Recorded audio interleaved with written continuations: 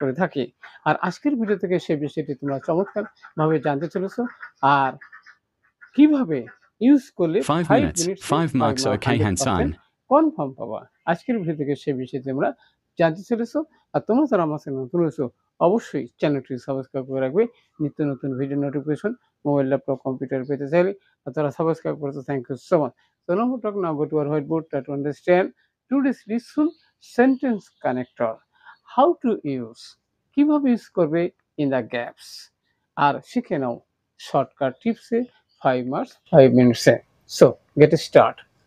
Hello my dear lovelies, আমরা বলছিলাম SSC এবং এসএসসি 2025 এবং 26 সালে যারা 9-10 রয়েছে তাদের জন্য very very important sentence connectors.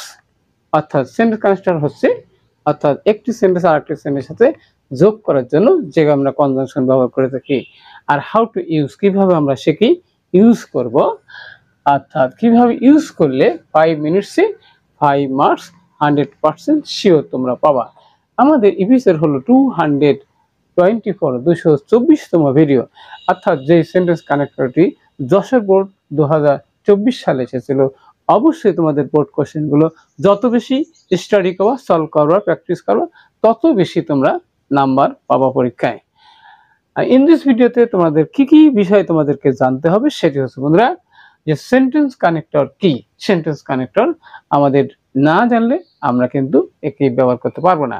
How to use in the gap, আর গ্যাপের মধ্যে কি কিভাবে এইগুলো ইউজ করা যায় সেটি আমরা জানতে পারবো। কিভাবে ইউজ করলে তোমরা ফুল মার্কস পাবো 5 মিনিটসে।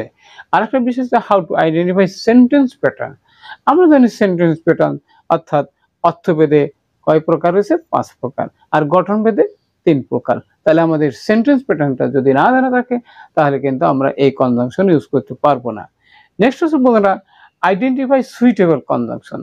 আমরা কনজাংশন কত